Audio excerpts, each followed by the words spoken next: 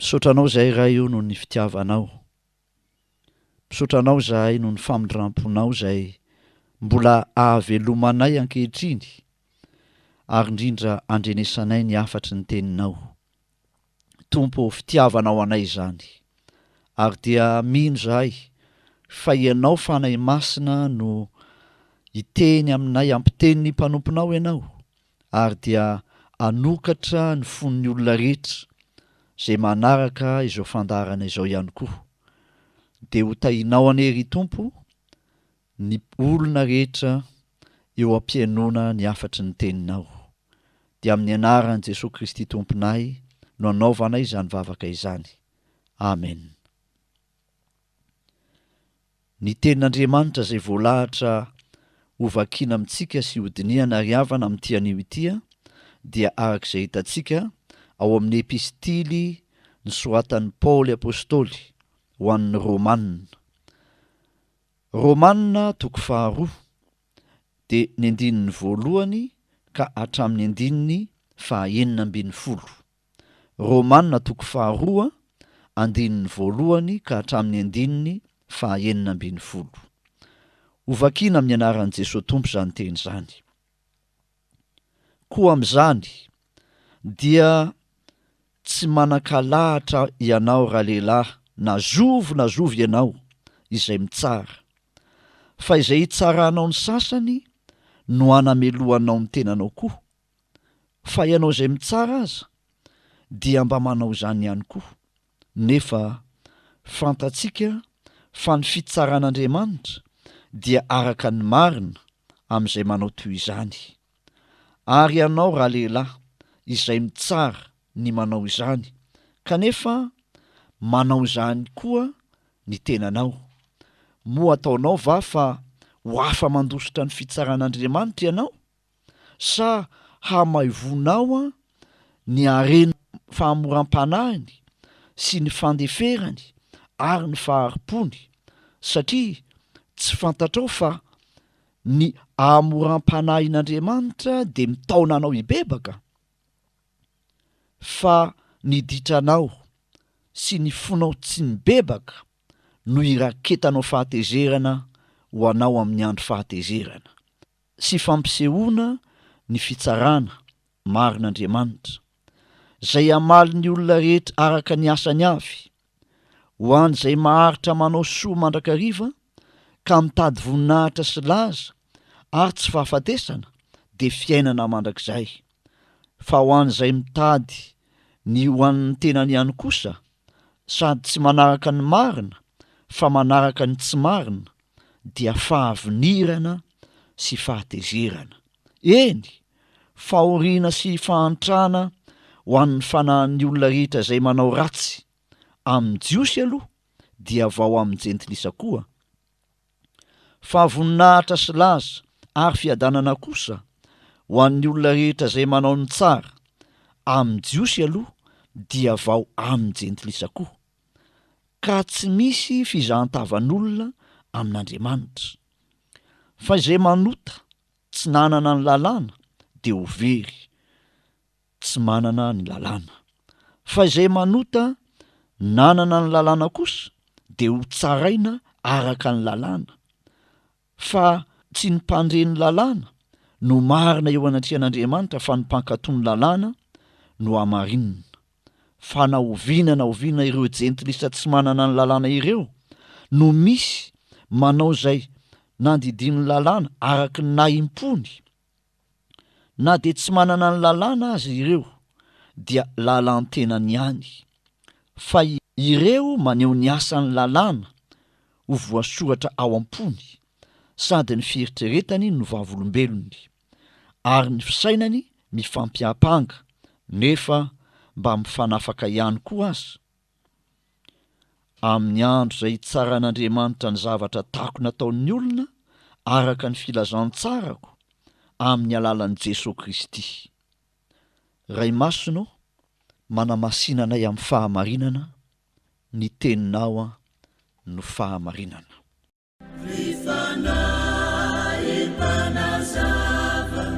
Miandrandrana zahay, aza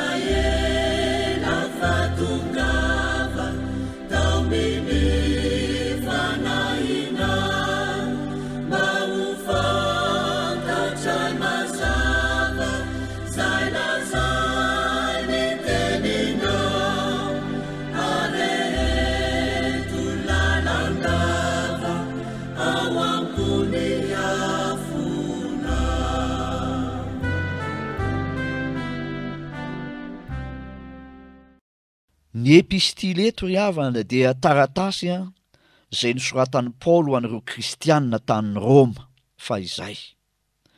Ary ny fotoana nanoratana ny taratasy dia teo amin'ny 750 taorianan'i Jesosy Kristy.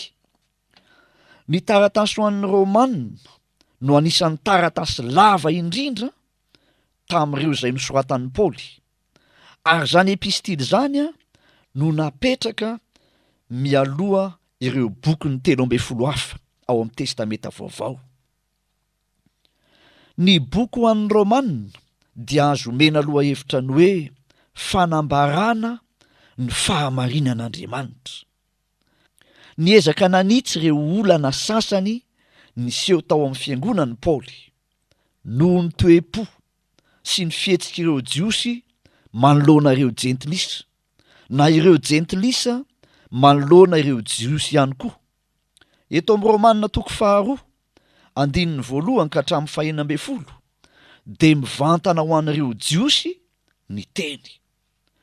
Na dia nomen'Andriamanitra ny lalàna tamin'ny alalan'i Mosesy aza, ireto jiosy reto dia nampahafantarin'ny Paoly fa tsy natao hifampitsaran'ny olombelona ny lalàna nomen'Andriamanitra.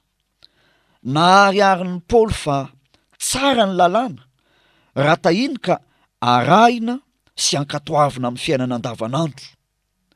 Nataon'Andriamanitra mba ahafahan'ny olona mitsara tena aza ny lalàna natolony. Ao amin'ny 1 no anazavan'i Paoly fa natolotra ho amin'ny fahotana ny jentilisa. 4 ary ny 7 milaza izany. Ary eto amin'ny 2 kosa no anehon'i Paoly fa manao ny toy izany koa ny jiosy. Hoy izy eo amin'ny 2 ianao dia mba manao toy izany ihany koa. Ary eo amin'ny 3 kanefa manao izany koa ny tenanao.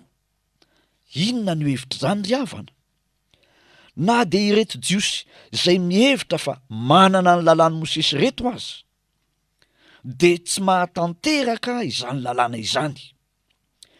Ary mampahatsiahy antsika ny teny nambaran'i Jakoba izany manao hoe fa na iza mitandrina ny lalàna rehetra nefa diso amin'ny ray loha dia meloka amin'izy rehetra. Jakoba 2:10. Ary noho izany dia voalazan'i Paoly eto amin'ny 13 fa na dia ireto jiosy reto aza dia tsy ho afa-mandositra ny fitsaran'Andriamanitra satria manota ihany koa ka mila ny famonjen'Andriamanitra amin'ny alalan'i Jesosy Kristy. Ny fahamarinana azontsika sotomina amin'izany dia ny hoe tsara ny lalàna nomen'Andriamanitra raha tahiny ka arahina sy ankatoavina amin'ny fiainana andavanandro. Kanefa tsy mahavonjy antsika izany fa mila mandray ny famonjen'i Jesosy Kristy izay rehetra te handova ny fiainana mandrakizay. Fa voasoratra hoe fa fahasoavana no namonjena anareo amin'ny finoana, ary tsy avy aminareo izany fa fanomezana avy amin'Andriamanitra. Tsy avy amin'ny asa fandrao misy irehare, fa asa nisika voaforona tao amin'ny Kristy Jesosy mba hanao asa tsara izay namboarin'Andriamanitra rahateo mba handehanantsika eo aminy. Efesianina 2 15 ka hatramin'ny 10. Zay zany ny fahamarinana voalohany. Fa ny fahamarinana faharoa izay hosotomintsika amin'ity teny novakitsika ity dia ny hoe ny fahamoram-panahin'Andriamanitra dia mitaonanao hibebaka. Eo amin'ny 14. Fa inona moa ry havana ny antony nanomezan'Andriamanitra ny lalàny ho an'ireto jiosy reto? Ny mba hankatoavana izany ho fitsipim-piainany. Ny lalàna no azahoana ny fahalalana marina ny amin'ny ota. Hoy Paoly ao amin'ny Romanina 3:20 ary eo am'toko 7 andininy 7 koa ny lalàna dia mpitaizantsika ho an'i Kristy araka ny voasoratra eo amin'ny Galatiana toko 3 andininy 4 sy ny 5. Ndray andro ry havana, nisy olona nilaza fa tsy tiany mihitsy hono manokatra baiboly ka mamaky zany, fa mampitahotra azy satria isaky ny mamaky izy de toa manapotsipotsitra ny fahotany foana zany. Ary mampahatsiaro zay nambarany Jaona zany hoe raha hoy isika tsy manana hody isika de mamita tena ary ny marina tsy ato anatintsika. Raha mieky ny fahotantsika isika dia mahatoky sy marina Andriamanitra ka mamela ny fahotantsika sy manadio antsika ho afaka amin'ny tsy fahamarinana rehetra. Raha hoy isika tsy nanota isika de mampandainga an'Andriamanitra ary ny teniny tsy ato anatintsika. Jaona 1 toko 1 andininy 9 ka hatramin'ny 10. Tena tian'Andriamanitra aseho ary tiany abaribary amintsika olombelona tokoa ny situation zay misy antsika ry havana.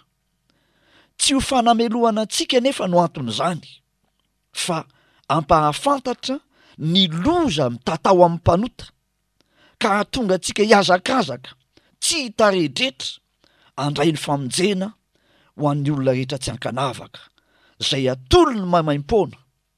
Raha ohatra ka nitona maky ny baiboly tokoa manko fa tsy nandray antendrony fotsiny de nanakatona ny baiboly lay olona voalaza teo, de tsy Andriamanitra nanapotsipotsitra fotsiny fahotany no hitany, fa ny fitiavana sy ny faharipon'Andriamanitra zay mitaona ny olona rehetra hibebaka.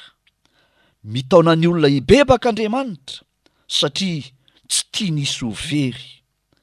Ataon'ny olona tsy mahatsiaro tena fa mpanota ahoana tokoa moa no hibebaka, ary tsy misy famelan-keloka ho azo raha tsy mibebaka. Ndraindray anie de misy olona mihevitra fa tsy mila mibebaka satria efa tian'Andriamanitra e.